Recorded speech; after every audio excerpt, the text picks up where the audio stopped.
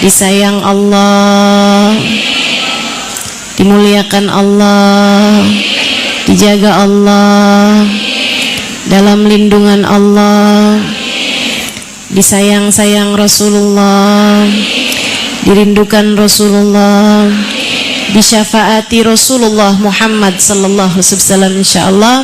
Amin ya rabbal alamin. Saudaraku sekalian yang saya muliakan, hari ini tema kita berdamai dengan takdir. Kenapa kita perlu berdamai dengan takdir? Biar hidup kita jauh lebih ringan. Karena takdir Allah itu mau tidak mau pasti terjadi. Orang yang paling menderita adalah orang yang tidak terima dengan apa yang telah Allah Subhanahu wa taala tetapkan. Kata Allah, man lam yarda biqada'i, siapa yang tidak ridho dengan ketetapanku, siapa yang tidak terima dengan keputusan-keputusanku, falyatub rabban siwaya, silahkan dia cari Tuhan selain aku. Artinya kamu nggak terima dengan keputusanku, sementara semua yang aku putuskan pasti akan terjadi. Silahkan keluar dari keridhoanku, silahkan keluar dari rahmatku, silahkan keluar dari daerah kasih sayangku. Makanya mesti terima sama takdirnya Allah. Sebab orang kalau nggak terima sama takdirnya Allah, dia seperti sepanjang hidupnya berperang, bermusuhan sama takdirnya Allah, yang artinya bermusuhan dengan Allah Subhanahu wa taala, berperang dengan Allah Subhanahu wa taala. Dan siapa yang menang? Makhluk perang sama Khalik, gimana ceritanya mau menang? Yang ada adalah hidupmu semakin menderita, hidupmu semakin sengsara, hidupmu tambah susah kalau nggak terima sama keputusan-keputusan Allah. Maka apapun yang diputuskan Allah, belajarlah untuk bisa menerimanya. Sepahit apapun takdir tersebut kamu rasa, kamu harus belajar buat terima,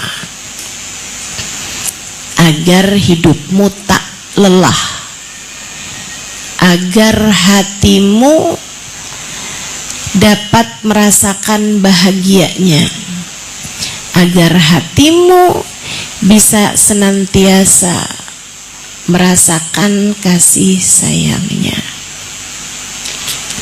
Mau hidup enak, caranya belajar terima sama takdirnya Allah. Mau hidup menderita, gampang. Terus aja nggak terima sama takdirnya Allah, hidupmu pasti bakal menderita. Kamu mau menderita, hidupnya gampang. Bandingin aja terus hidup kamu sama hidup orang lain.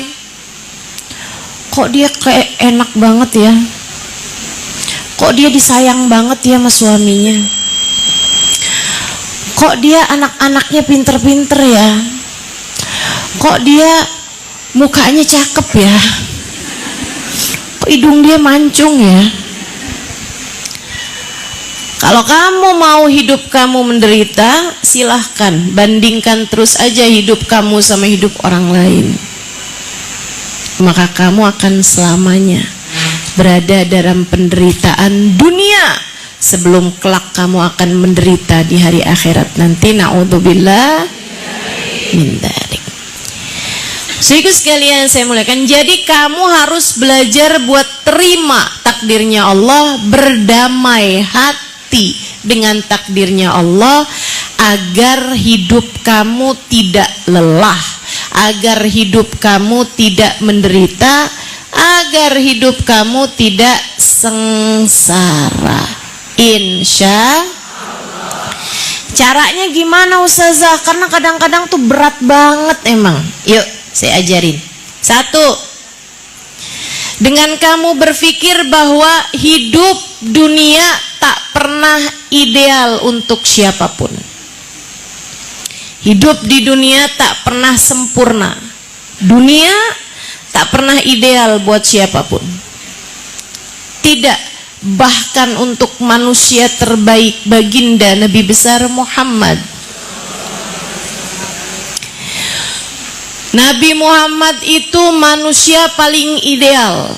Nabi Muhammad itu manusia sempurna, tak ada kekurangan. Jika dikatakan tak ada gading yang tak retak, ku sampaikan padamu gadingnya Nabi Muhammad tak retak. Jika dikatakan tak ada manusia sempurna, ku sampaikan padamu, ucapan tersebut tak berlaku untuk sang baginda Nabi kita Muhammad sallallahu alaihi wasallam. Beliau sempurna, beliau ideal, tapi dunia tidak ideal bagi beliau. Kehidupan dunia tidak ideal bagi beliau. Ideal apanya? Lahir udah nggak punya bapak. Ideal apanya? Baru kembali kepada ibunya, ibunya meninggal dunia. Ikut sama kakeknya, kakeknya meninggal dunia. Ideal apanya? Seorang anak yang hidup tanpa orang tua. Ideal bagaimana kehidupan seseorang yang seringkali harus mengganjal perutnya dengan batu karena 3 hari 3 malam tidak masuk makanan apa-apa ke dalam perutnya. Dunia tidak ideal bagi baginda kita Nabi besar Muhammad sallallahu alaihi wasallam. Cinta kepada istrinya Khadijah. Khadijah meninggal duluan. Cinta kepada anak-anaknya. Bu, saya kasih tahu. Nabi Muhammad saya ingatkan, sebab saya yakin semuanya udah tahu. Nabi Muhammad punya putra-putri 7 orang. 6 diantaranya Nabi Muhammad yang menguburkan mereka.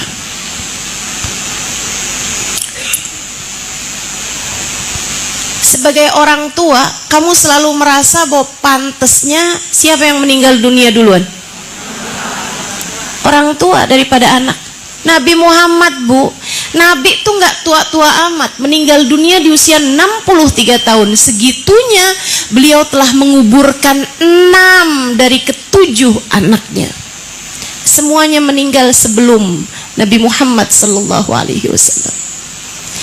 Ideal apanya hidup bagi Nabi Muhammad sallallahu alaihi wasallam? Disakiti, dilempari batu, dilempari kotoran, diusir dari kota tempat beliau tinggal. Ideal apanya?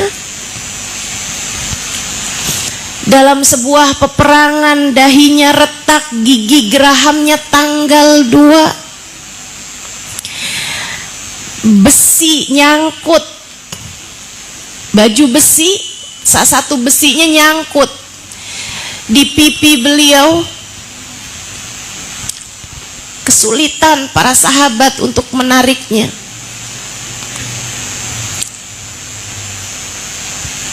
Ideal apanya hidup bagi Nabi kita Muhammad sallallahu alaihi wasallam? Kita harus tahu, jika bahkan kepada manusia paling sempurna di atas muka bumi ini Allah kasih berbagai macam takdir yang pahit,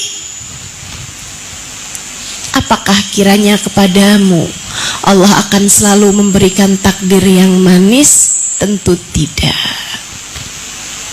Karena Allah mau kita faham, dunia bukanlah rumah sejati kita. Ada akhirat, tempat kita berpulang. Saya kalau lagi sakit, saya berusaha buat ngingetin diri saya, Halimah, sakit mengingatkanmu bahwa dunia bukanlah tempat sejati. Sakit Allah kasih biar kamu kangen sama surga. Saya berusaha ingatkan diri saya untuk nih, dunia mah gini-gini aja. Tar sehat, tar sakit. Gini aja dunia sih. Mau ngarep apa kita dari dunia? Mau ngarep apa kita dari dunia? Jadi Bu, untuk segala kepahitan yang kamu rasa, Allah hendak mengingatkanmu bahwa sesudah kehidupan dunia yang sementara ini ada akhirat yang seharusnya kamu berbekal menujunya. Kita kalau hidupnya seneng terus, kapan ceritanya kangen surga? Betul? Kamu kalau hidupnya sehat terus, kapan ceritanya kamu kangen surga? Kapan ceritanya kamu kebayang-bayang surga? Tapi kalau sesekali sakit, sesekali dihujat, sesekali dikatain, sesekali diomelin, sesekali kecewa, sesekali.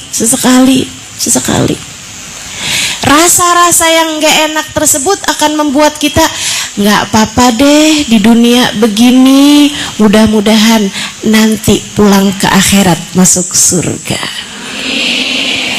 Kita jadi kangen sama surga. Udahlah, percaya saya, tidak pernah dunia ideal buat siapapun.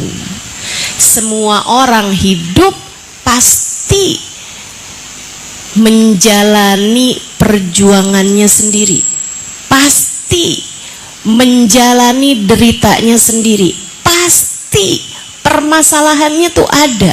Nggak ada ceritanya hidup nggak diuji, nggak ada ceritanya hidup nggak ada masalahnya, teman-teman, nggak ada. Itu orang kayaknya nggak punya masalah ya. Oh, kamu nggak tahu aja. Tapi Ustazah, Instagramnya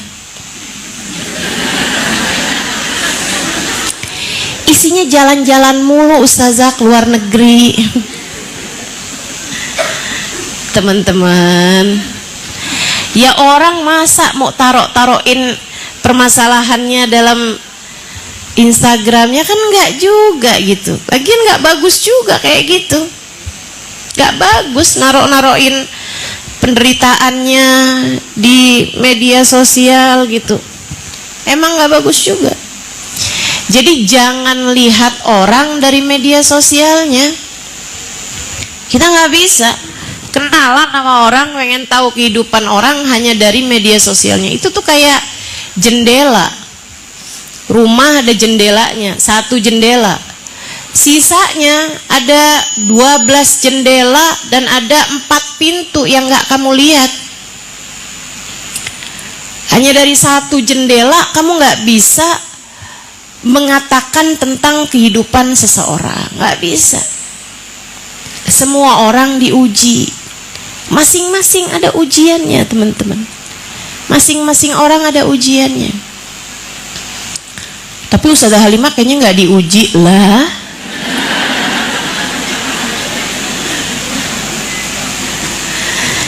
Semua orang pasti diuji. Semua orang pasti ada ujiannya masing-masing. Jadi ketika datang kepahitan dalam hidupmu, terimalah itu sebagai bagian ketidakidealanmu dalam kehidupan. Ketika datang kepahitan dalam hidupmu, fahamilah bahwa itu adalah bagian dari ujianmu dalam kehidupan. Sebab dunia Allah menghadirkanmu di dalamnya bukan untuk duniamu, akan tetapi untuk bekal menuju akhiratmu. Semoga susahnya kita di dunia aja, masalah beratnya kita di dunia aja, semoga Deritanya, sakitnya cuman di dunia aja. Semoga tangisan kesedihanmu hanya di dunia aja. Semoga di akhirat isinya bahagia. Semoga di akhirat isinya wajah-wajah berbinar karena telah mendapatkan ridha Allah Subhanahu wa ta'ala. Semoga ketakutan-ketakutan kita, kesusahan-kesusahan kita hanya terhenti ketika datang ajal menjemput kita. Sisanya adalah kesenangan demi kesenangan menanti kita. Amin ya rabbal alamin.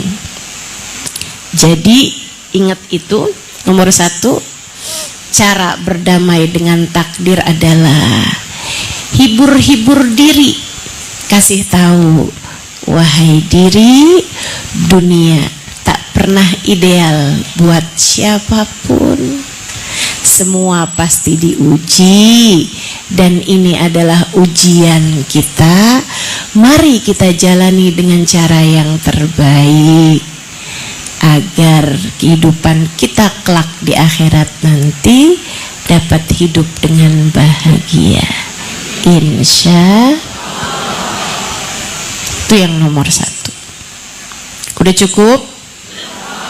Belum. Kalau udah cukup saya mau udahan nih berarti. Baik. Yang kedua, teman-teman sekalian, kamu harus ingat yang nomor 2, yang menguji itu Allah, dan Dia tak pernah mengujimu karena benci. Yang ngasih takdir sepahit apapun kepadamu itu Allah, yang sama yang telah memberikan berbagai macam kenikmatan kepadamu. Dan Dia mengujimu bukan karena benci. Dia mengujimu bukan karena marah, justru sebaliknya. Innallaha idza ahabba abdan ibtalah. Allah apabila cinta kepada seorang hamba, diujinya hamba tersebut, diberikan kesusahan pada hamba tersebut. Itu harus kamu ingat. Jadi saat kamu sedang dalam ujian, kamu ingat, yang uji saya Allah, datangnya dari Allah. Saat kamu lagi sakit, kamu ingat, sakitnya dari Allah. Yang ngasih saya sakit adalah Allah. Allah. Fa'idha maridtu fahuwa yashfin. Kata Nabi Allah Ibrahim al-Khalil yang Allah tuliskan dalam Al-Quran, apabila aku sakit, Allah satulah yang dapat menyembuhkan. Sebab yang ngasih sakit Allah, yang ngasih sembuh juga Allah. Enak tuh. Karenanya hamba-hamba tercinta di sisi Allah, dalam keadaan sakit, dalam keadaan sulit, hati mereka tidak pernah berubah. Hatinya semakin cinta, semakin cinta, semakin cinta pada Allah SWT. Ada dulu seorang perempuan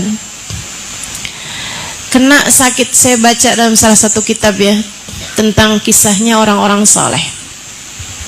Ada dulu seorang perempuan, dia kena sakit yang sangat berat, udah nggak bisa ngapa-ngapain, sampai dikeluarkan dari rumah sakit karena rumah sakit udah nggak bisa lagi gitu.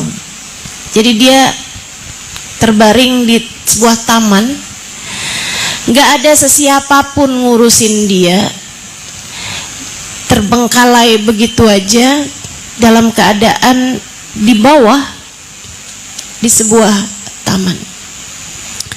Ada seorang pemuda lewat di jalanan tersebut, ketika dia lewat dengar perempuan ini berkata begini nih, Alhamdulillah, Alhamdulillah, Alhamdulillah. Itu kan kalau diterjemahin tuh, makasih ya Allah, makasih ya Allah, makasih ya Allah. Alhamdulillah. Disamperin sama pemuda itu. Alamada tashkurillah. Dia bilang, Bu, kamu berterima kasih dari Allah atas apa? Sehat nggak ada, keluarga yang menyayangi nggak ada, boro-boro makan enak, boro-boro bisa bergerak di taman terbengkalai kayak nunggu ajal aja gitu. Alamada tahmadillah. Kamu berterima kasih dari Allah tuh atas apa? Perempuan tersebut mengatakan, Uf min galbin ghafil. Kesiannya kamu nak punya hati yang lalai. Saya berterima kasih kepada Allah anja'ala li lisanan dzakiran wa qalban syakira. Allah jadikan hati saya enggak pernah lupa padanya, lisan saya tak berhenti berzikir padanya. Saya berterima kasih kepada Allah. Allah jadikan hati saya tak pernah lupa padanya, lisan saya tak henti berzikir menyebut namanya. Kamu bersama dengan kesusahan-kesusahanmu, bersama dengan takdir pahit yang kamu lakukan, masih banyak kenikmatan yang Allah Subhanahu wa taala berikan padamu. Kalau kamu lagi sakit perut, kamu masih punya kepala yang sehat, kaki yang sehat, tangan yang sehat, mata, telinga yang sehat. Kalau badan kamu lagi terasa sakit misalnya gitu, masih kamu punya keluarga yang ngurusin kamu.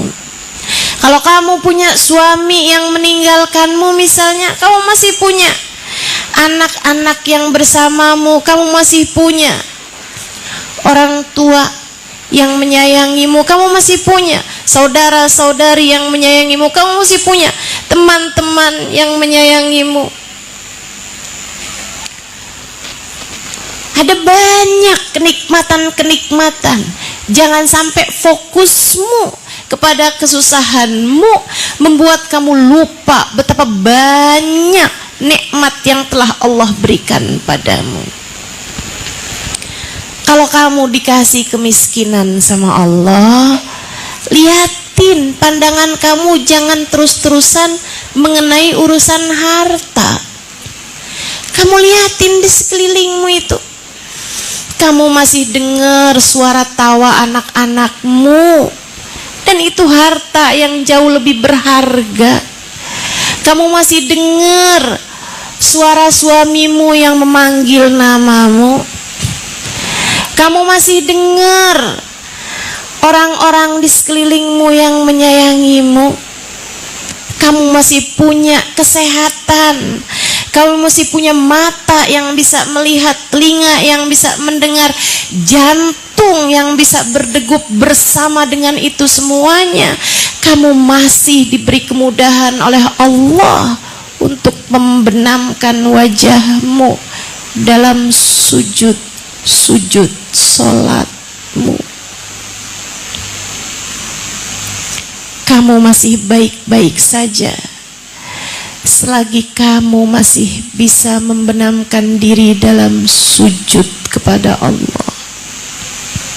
Ku sampaikan padamu, kamu masih baik-baik saja selagi Allah masih mengizinkan lisanmu untuk memanggil-manggil namanya.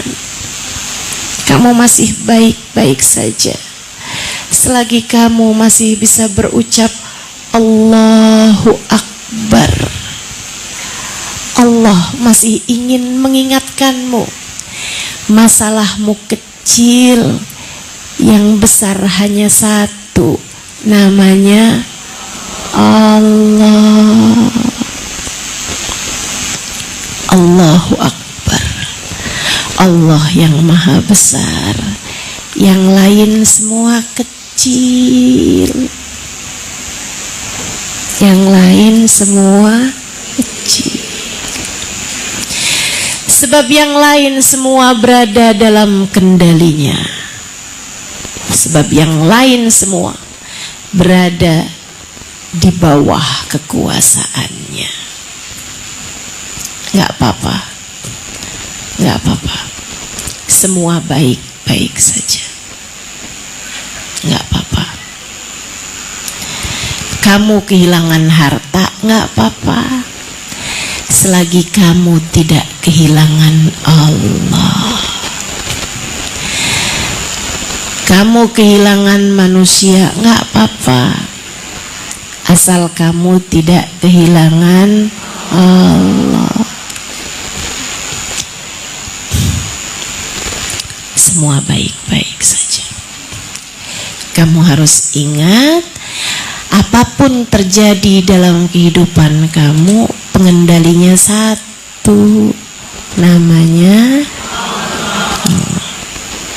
Semua urusan dalam kendali Allah. Karena gini teman-teman, karena gini, kamu pernah lihat gak istri yang ketawa-ketawa dicubit sama suaminya?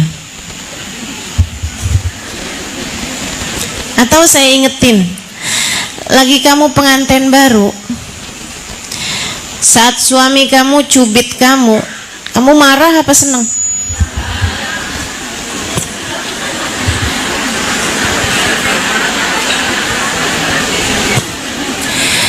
Saat suami kamu lemparin bantal ke kamu, gitu kan?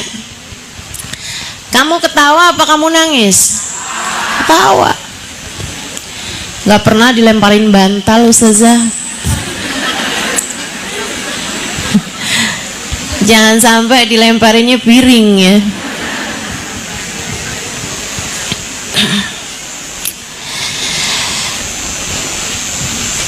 Ketika kamu dicubit sama suami kamu, sakit. Bukan berarti gak sakit, ada rasa sakitnya.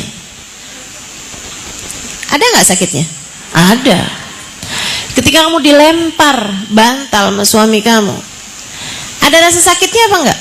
Ada, teman-teman, ada sakitnya. Tapi kamu senang. Kenapa? Karena kamu tahu suami kamu melakukan itu bukan karena benci, justru karena sayang. Saya pernah melihat seorang ibu membiarkan dirinya digigit sama anaknya. Ada anaknya tuh gigit gitu, gigit tangannya, terus dibiarin gitu sama dia, sampai merah, teman-teman.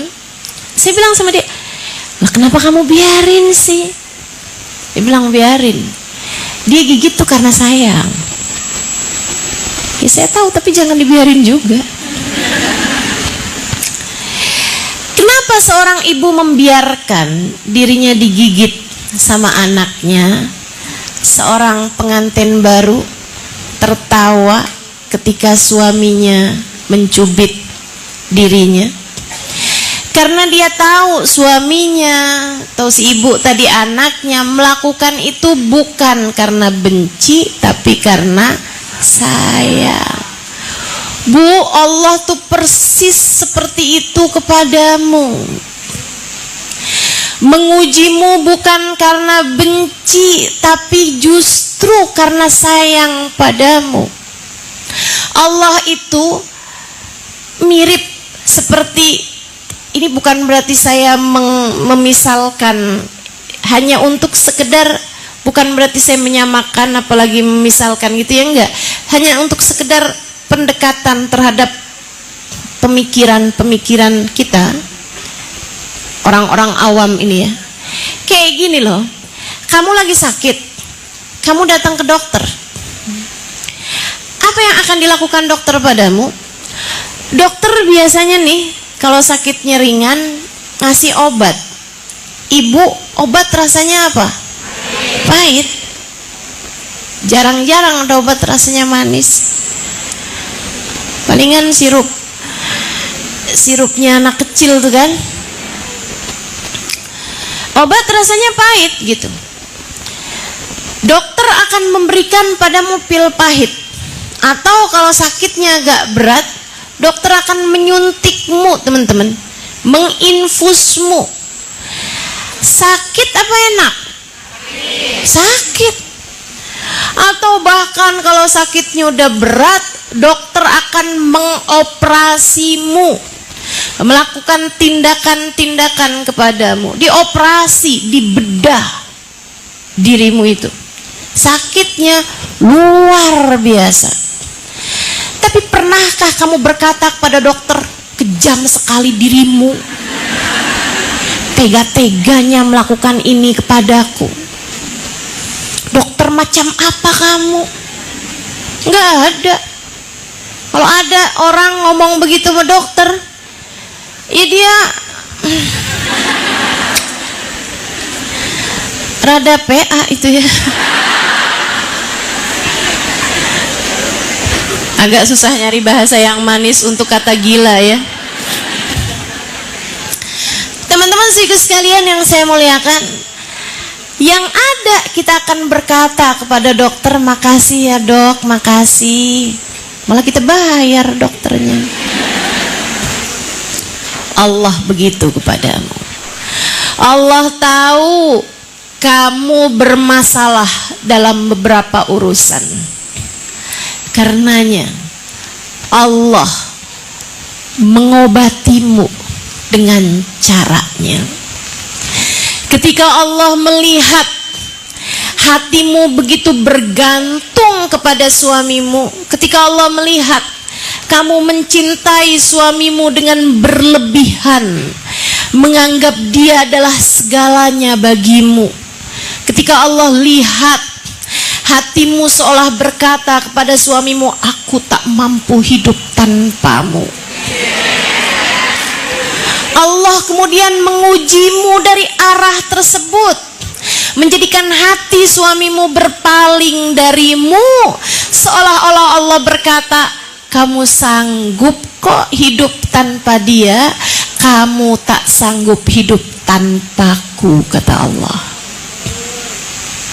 Karenanya sering saya sampaikan kepada banyak perempuan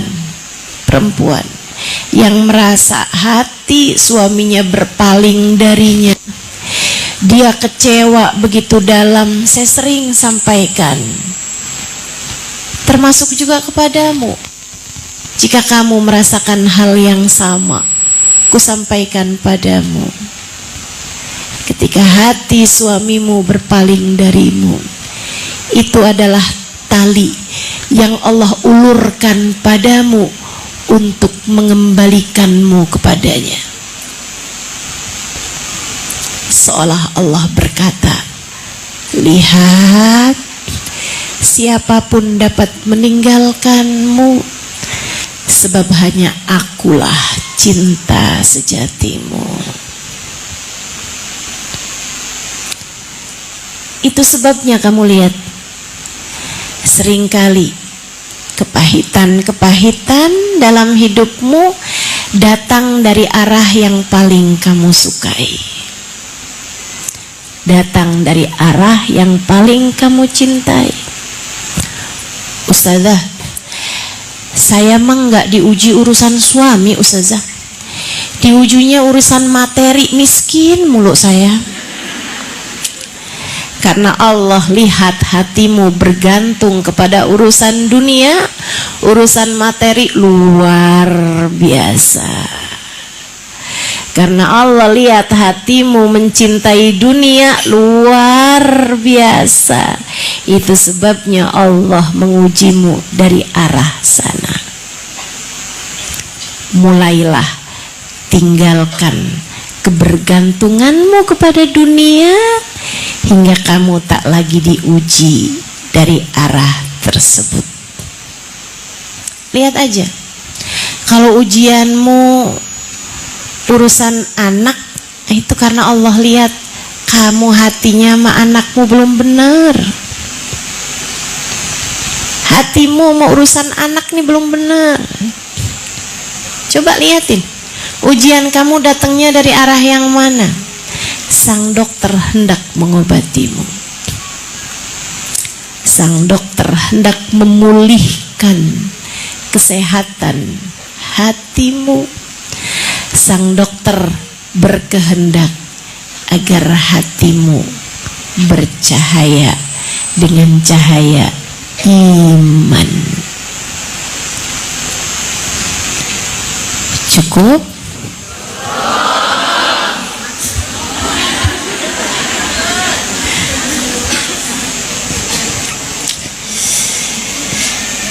Ya Allah. Jadi teman-teman, yang pertama tadi apa? Dunia tak pernah ideal buat siapapun. Sebab kamu diciptakan di dunia bukan untuk dunia, melainkan untuk akhirat. Alamatmu ini bukan duniamu. Alamatmu adalah surga. Semoga sebagai tempat kembalimu. Itu yang pertama.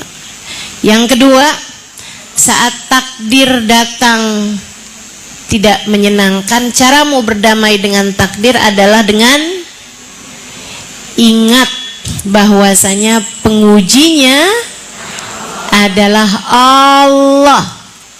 Yang ngasih sakit dialah pula yang ngasih sehat. Yang ngasih sulit dialah pula yang ngasih kemudahan. Yang menjadikan hati seseorang berpaling darimu dialah pula yang dapat membolakkan hati manusia, membalikkan hati manusia, membolak-balikan hati manusia tertuju kepadamu. Dialah sang pembolak-balik hati. Jadi dia mengujimu bukan karena benci, ia mengujimu karena sayang. Dia mengujimu karena sayang. Kemudian yang ketiga, yang terakhir, teman-teman saudaraku sekalian yang saya muliakan, Allah Subhanahu wa ta'ala ketika memberikan kepahitan dalam kehidupanmu, itu adalah hal terbaik yang Allah Subhanahu wa ta'ala berikan padamu. Ada pahala besar di balik segala musibah. Ada keindahan menantimu sesudah segala ujian. Bersabarlah. Kita tuh kalau dikasih yang gak enak, sesudahnya bakalan dikasih yang enak, teman-teman.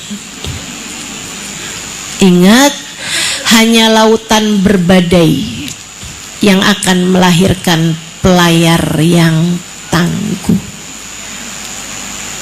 Pasti nasi nggak bakalan jadi nasi kecuali sesudah berasnya dicuci, habisnya dicuci, kemudian dimasak, dipanaskan, teman-teman. Pasti tuh nggak ada pedang berkilau, melainkan sebelumnya mendapatkan tempaan demi tempaan. Ditempa, jeder, tempa lagi, jeder. Habisnya ditempa, digosok. Habisnya digosok, dicuci. Habisnya dicuci, ditempa lagi, jeder. Tempa lagi, terus begitu. Barulah ia menjadi pedang yang berkilau. Orang-orang yang dibesarkan dengan kesusahan-kesusahan, ia layak untuk menjadi orang-orang besar. Orang-orang yang hidupnya diberi ujian-ujian besar, ia layak untuk menjadi hamba-hamba tercinta di sisi Allah Subhanahu wa ta'ala. Gak apa-apa, gak apa-apa. Jadi kalau kamu lagi dikasih kesusahan-kesusahan, kamu bilang, alhamdulillah, makasih ya Allah, alhamdulillah, makasih ya Allah. Kamu kalau lagi dikasih kemiskinan, kamu bilang, ya Allah makasih, hidup saya udah jadi mirip sama hidupnya para kekasih-kekasihmu ya Allah. Kamu kalau lagi dikasih, kok orang-orang pada benci semua ya sama saya? Tapi Nabi Muhammad kan juga pernah dibenci tuh sama orang-orang Mekah. Kamu hanya perlu satu hal, teman-teman, memastikan bahwa itu terjadi bukan karena kesalahan-kesalahanmu.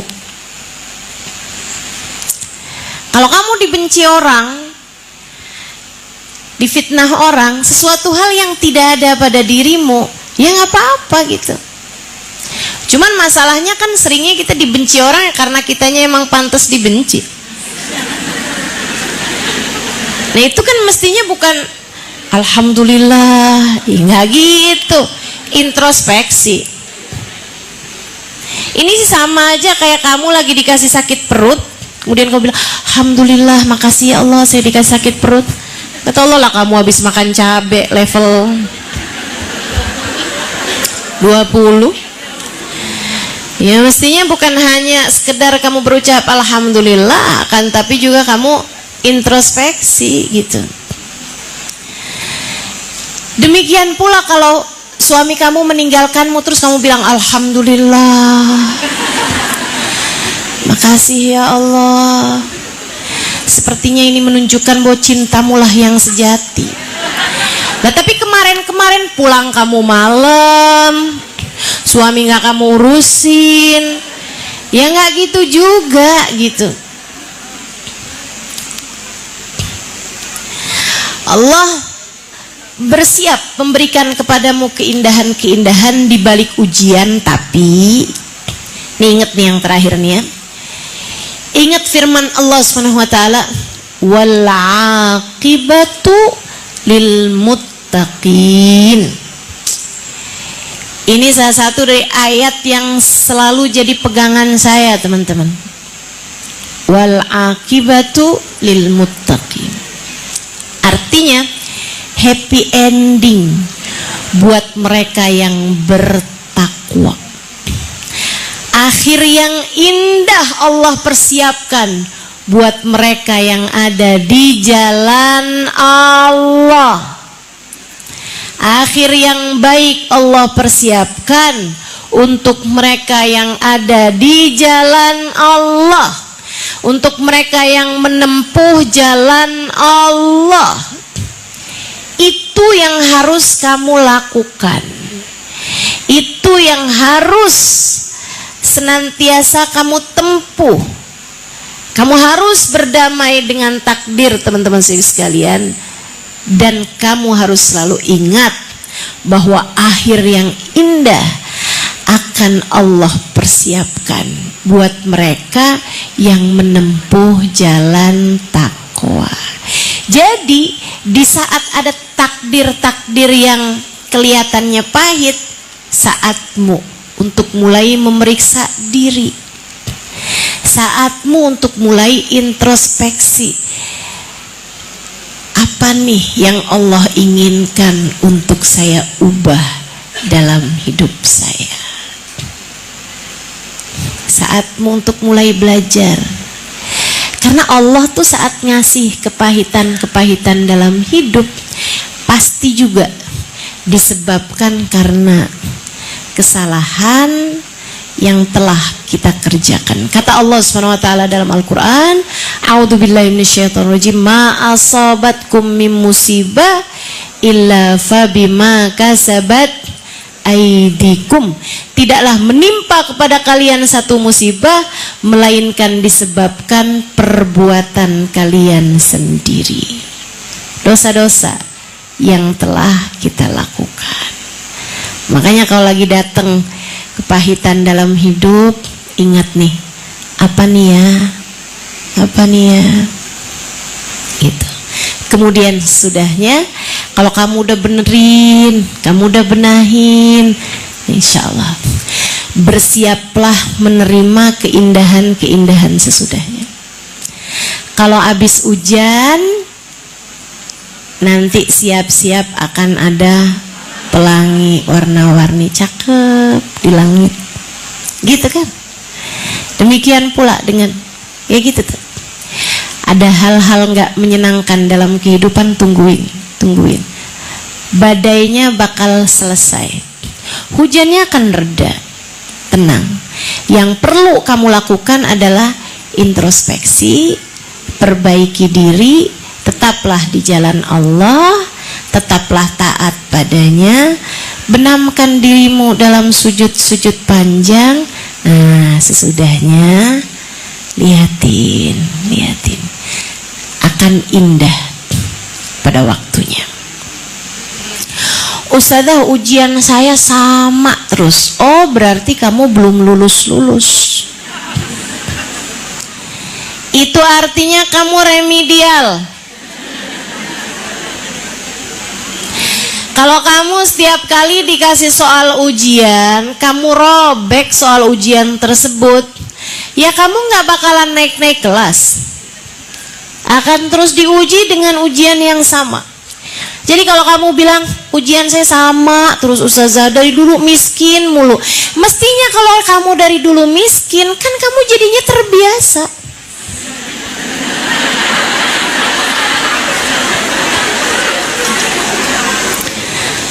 Kalau terbiasa kan udah bukan lagi ujian namanya. Betul apa enggak?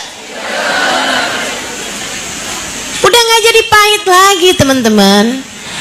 Kalau orang udah biasa nih makan pare, apakah ketika dia makan pare, pahit banget? Enggak lagi. Dia sudah akan bisa menikmatinya. Betul? Jadi kalau kamu tahu bahwasanya ujian kamu dan kamu merasa ujian kamu itu aja, artinya yang sama terus gitu, artinya kamu belum lulus menghadapi ujian tersebut. Kalau kamu ngerasa ujian saya ini urusan suami mulu, suami saya tuh kayak gampang banget gitu hatinya berpaling sama perempuan, udah saya labrak gitu, habis gitu udah berapa bulan kemudian adem ayem, ada lagi perempuan lagi yang sama, yang lain Ustazah ganti lagi episode yang terbaru. Itu artinya di saat diuji yang pertama kamu belum selesai, kamu belum berhasil menghadapinya. Lihatin aja, kalau masih kamu nggak berhasil terus-terusan, karena belum selesai kamu dengan ujian tersebut. Allah lihatnya di belum sehat-sehat juga nih, suntik lagi dah. Belum sehat-sehat juga nih, operasi dah sekarang. Sakit beneran, teman-teman. Jadi gimana cara selesainya? Cara selesainya adalah berdamai dengan takdir tersebut dan kamu menjalaninya dengan jalan takwa. Jalan takwa, jalan yang telah ditempuh oleh orang-orang soleh-solehah. Kamu diuji itu bukan yang pertama, saudaraku sekalian. Ujian kamu tersebut bukan ujian orang pertama. Nggak ada ceritanya kamu adalah orang pertama yang ditinggalkan oleh suaminya. Emang iya? Nggak ada ceritanya. Kamu adalah orang yang ke 9 juta 999,999.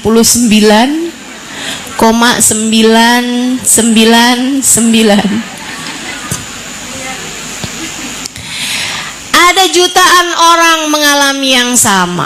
Kamu lagi dikasih sakit. Kamu bukan orang pertama yang dikasih sakit tersebut. Jutaan orang mengalami hal yang sama. Jutaan orang mengalami hal yang sama. Kata Allah dalam Al-Quran, "Watilkal ayyam nudawiluha bainan nas." Sebab hidup kalian di dunia adalah roda yang kami terus putar-putarkan kepada kalian umat manusia. Sudah pasti. Kamu bukan orang pertama yang mengalami ujian tersebut. Kamu bukan orang pertama yang mengalami takdir tersebut. Jutaan orang telah mengalaminya. Dan udah dikasih tahu juga sama jutaan orang gimana cara menjalaninya dengan cara yang terbaik. Yang lewat ujiannya tuh yang kayak gimana gitu. Saudaraku sekalian, Allah ketika menguji, dengerin saya, ini penting. Dengerin saya, ini penting. Biar hatimu nggak terus-terusan merasa menderita, biar kamu nggak terus-terusan merasa diuji. Nih dengerin saya, Allah ketika mengujimu adalah cara Allah untuk mengembalikan hatimu kembali kepadanya. Kalau kamu saat diuji nggak balik-balik sama Allah, terus berkutat dengan ujianmu tersebut, ya nggak selesai-selesai ujiannya. Kamu akan terus-terusan remedial. Kamu akan terus-terusan diuji Allah dengan ujian yang sama. Diuji sama urusan cinta terhadap suami. Lah kamu cara jalaninnya kayak gitu. Tiap diuji, ceweknya didamprat, ceweknya dilabrak, atau kamu viralkan di media sosial. Ya kamu cara jawab ujiannya nggak bener. Gimana mau selesai ujiannya? Selesai dari laki-laki yang satu, kamu akan bersama dengan laki-laki yang lain dan diuji pula kamu dengan hal yang sama. Sebab nggak gitu cara jawab ujian, teman-teman. Nggak gitu. Saya kasih, rapikan hidupmu, rapikan ibadahmu, panjangkan doamu, panjangkan zikirmu, ikhlaskan sujudmu. Katakan padanya, ya Allah, lihatlah diri ini ya Allah, terjebak dalam cinta manusia hingga merasa begitu menderita. Lihatlah diri ini ya Allah, terjebak dalam cinta makhlukmu, membuatku lupa kepadamu. Ya Allah, maafkan diri ini ya Allah. Terimalah diri ini padamu ya Allah. Kemudian ucapkanlah, ya Allah, meski hati sesiapapun berpaling dariku, aku berharap Engkau tak pernah berpaling dariku ya Allah. Terimalah aku ya Allah. Karuniakan pada hatiku rasa cinta kepadamu yang besar hingga membuatku tak lagi peduli kepada cinta selainmu. Cakep. Kalau kamu udah bisa kayak gitu, nanti lihat, perlahan-lahan Allah akan menarikmu kembali di jalannya, melepaskanmu dari beban ujian tersebut. Gitu.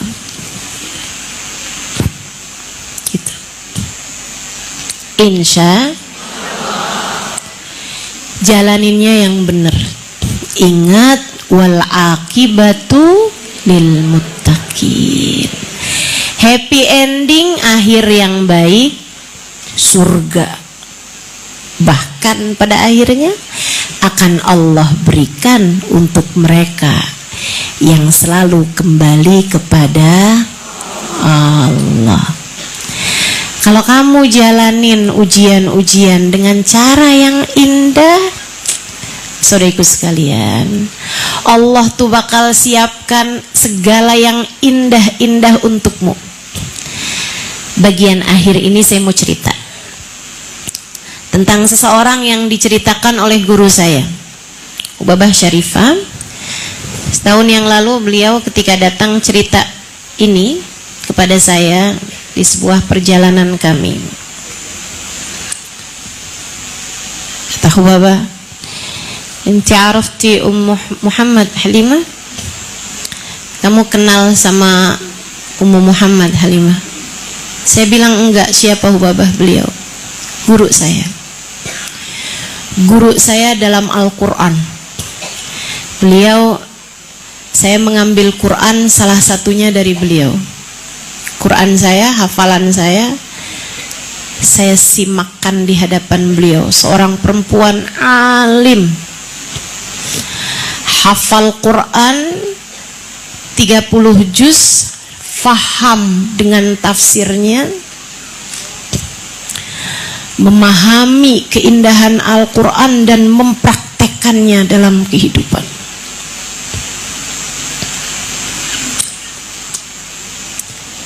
Teman-teman sekalian, saya kalau kamu ceritain tentang perempuan kaya raya, saya tidak tertarik dan gak kepengen jadi perempuan kayak begitu. Saya mikir, ya Allah, kalau kayak gitu ribet banget hidupnya kayaknya ya. Ya ampun, ruwet banget gak sih itu hidupnya? Karena saya sering juga ketemu sama orang kaya, dan mereka tuh kalau cerita sama saya seringnya juga derita. Curhat aja ya. Saya kalau lihat orang cakep banget gitu, saya juga nggak kepengen jadi perempuan secakep itu juga gitu. Saya rasanya gini nih, ya Allah, susah banget itu ya jaganya. Mesti banyak cowok naksir dia gitu. Repot banget nggak sih itu jaganya? Jaga hatinya pasti lebih susah lagi. Tapi kalau ada seseorang yang menceritakan tentang perempuan yang seperti Hubabah Syarifah tadi ceritakan, saya rasanya tuh kayak yang, ya Allah, saya pengen jadi kayak gitu. Perempuan yang indah hubungannya dengan Allah Subhanahu wa ta'ala. Perempuan yang menghabiskan waktu dalam hidupnya untuk merapat, mendekat kepada Allah. Hidupnya taat tanpa jeda. Hidupnya sibuk dengan Allah Subhanahu wa ta'ala. Tidak teralihkan dengan urusan dunia. Seperti mereka lah saya ingin menjalankan kehidupan saya. Saya ingin menjalani kehidupan saya. Seperti mereka lah saya cemburu. Saya ingin menjadi salah satunya. Meskipun terasa masih sangat jauh. Saudaraku sekalian yang saya muliakan, Hubabah Syarifah kemudian cerita. Dia bilang, Hubabah Ummu Muhammad, guru beliau ini, dulunya perempuan biasa-biasa aja, perempuan sederhana, menikah di usia muda, sesudah menikah beberapa tahun nggak juga dapat anak, lama nggak dapat anak. Periksa ke dokter, kata dokter kayaknya kamu mandul. Jadi suami istri ini diputus nggak bisa punya anak gitu sama dokter. Takdir buruk kayaknya ya, takdir pahit kayaknya ya. Tapi bismillah, mereka adalah orang-orang yang bertakwa. Alhamdulillah, mungkin Allah nggak mau kita sibuk dengan urusan itu gitu, urusan anak dan lain sebagainya. Satu waktu saudara neneknya, jadi sebenarnya bahkan bukan neneknya ya, saudara nenek suaminya. Jadi suami perempuan ini punya punya saudara neneknya, adik neneknya. Neneknya udah meninggal tapi ada adik neneknya. Dirawat sama salah satu bibi-bibinya, yang bibinya satu waktu meninggal. Si saudara neneknya ini nih nggak ada yang rawat, nggak ada yang jagain, nggak ada yang ngurusin gitu. Akhirnya keluarga besar tuh pada rapat, sama termasuk suaminya dia ini gitu. Siapa nih yang mau ketempatan nenek ini gitu. Si suaminya bilang, kayaknya boleh deh sama saya. Kan istri saya juga nganggur di rumah, tapi saya mesti tanya dulu sama istri saya. Kalau dia mau, boleh kayaknya ke rumah. Sebentar ya, saya tanyain sama istri saya. Suaminya pulang ke rumah terus cerita sama istrinya, kamu inget kan si ini gitu kan, Hubabah Fulan misalnya gitu kan. Mereka tuh panggil Hubabah untuk perempuan-perempuan tua atau dituakan. Makanya saya kalau panggil Hubabah tuh rada gimana gitu, saya langsung ngaca gitu kan. Perasaan uban belum segini banyaknya, kenapa saya dipanggil Hubabah? Tapi mungkin maksudnya perempuan yang dituakan. Oke, bolehlah. Saudaraku sekalian, jadi dia bilang, kamu ingat Hubabah itu kan? Dia bilang, oh iya, ingat dong, kan bibi meninggal tuh kemarin. Terus kita keluarga besar nih lagi kayak diskusi gitu, siapa yang mau ketempatan. Oh iya, di rumah kita aja, di rumah kita aja. Saya juga kan kalau kamu pergi kerja, saya suka kesepian di rumah. Alhamdulillah ada temennya, bawa nenek kesini, bawa nenek kesini. Tapi dia nggak bisa apa-apa loh, di atas tempat tidur aja loh. Nggak apa-apa, malah enak. Jadinya gampang ngurusinnya, nggak kemana-mana kan. Jadilah si nenek tersebut tinggal di rumah perempuan itu. Saudaraku sekalian, seorang perempuan bertakwa dengan hati yang indah luar biasa.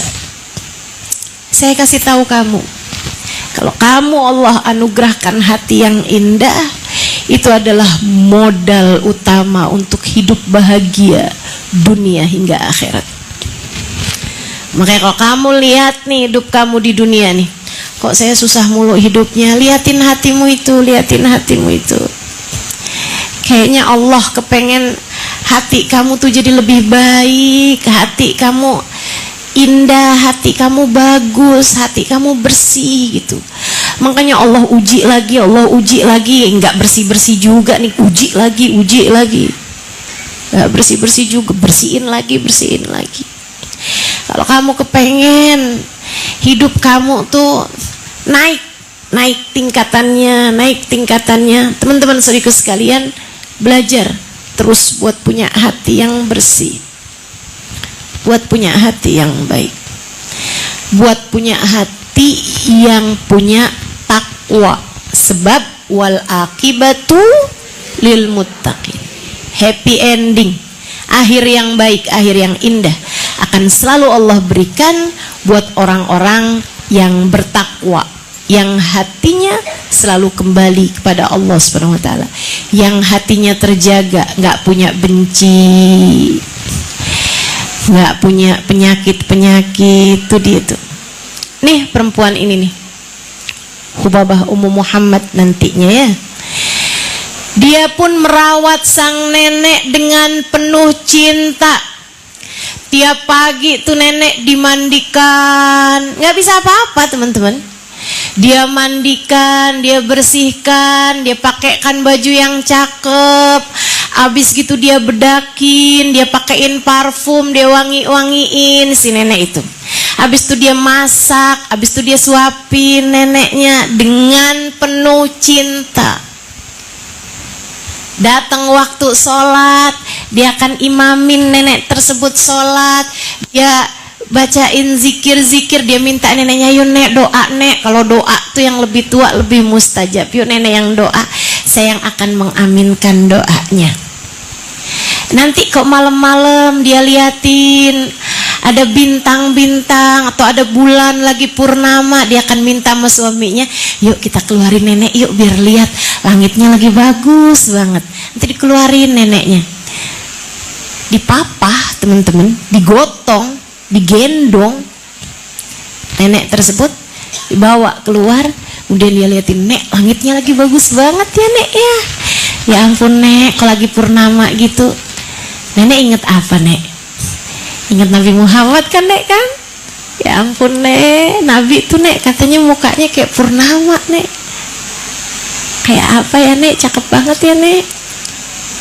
Terus kayak gitu tuh, disayangin.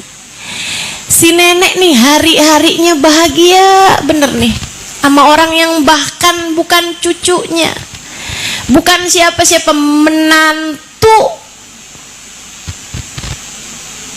Apa tuh ya? Ponakan cucu, cucu ponakan. Iya kan ya? Menantu dari cucu ponakannya dia gitu.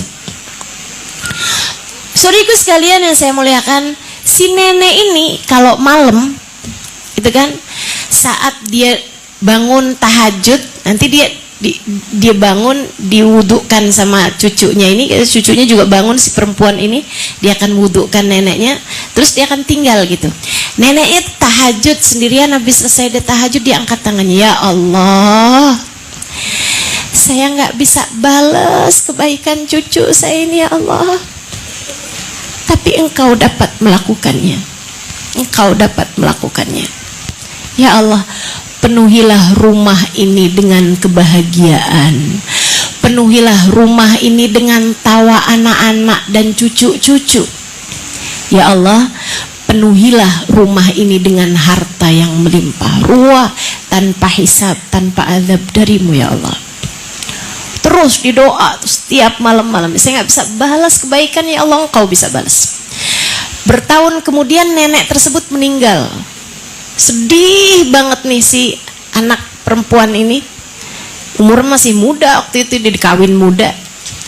Saudaraku sekalian saya muliakan, habis meninggal beberapa waktu hamil, punya anak, kemudian hamil lagi, punya anak lagi, hamil lagi, punya anak lagi, 10 anaknya,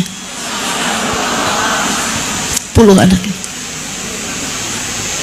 10 anak. Tapi keberadaan anak-anak tersebut tidak membuat dia lupa kepada Allah. Terus tahajudnya, ibadahnya, semuanya. Di saat masa tua, udah anaknya udah pada kawin gitu-gitu, beliau menghafalkan Al-Quran.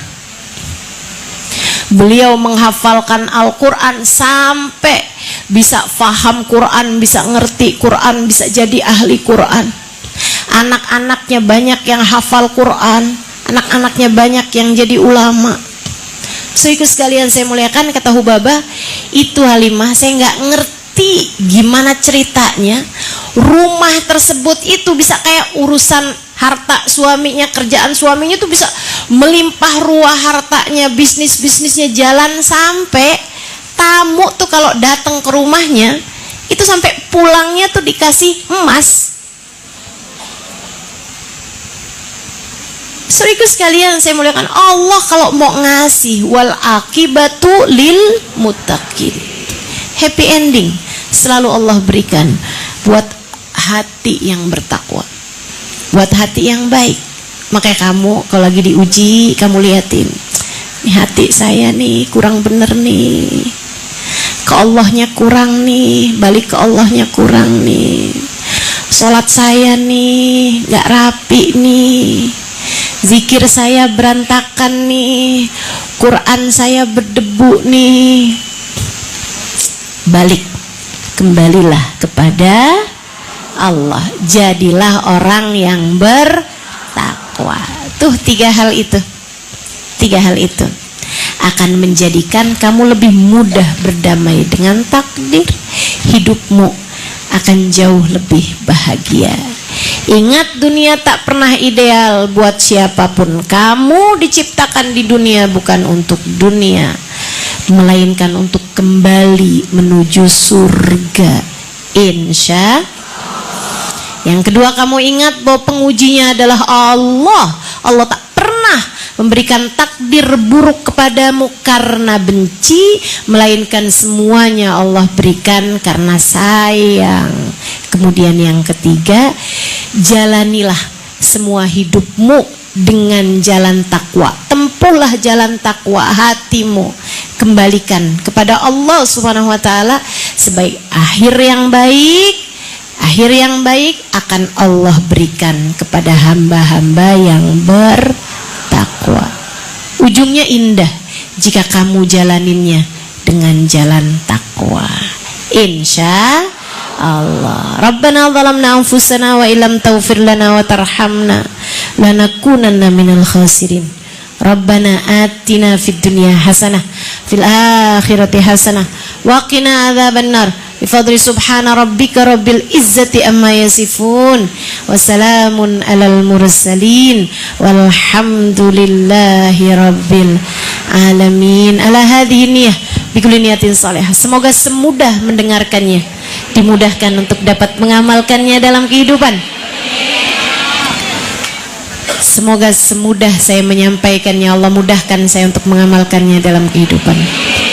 Ala hadhihi niyah bikulli niyatin salihah jami'ah syamilah ila hadratin Nabi Muhammad sallallahu alaihi wasallam.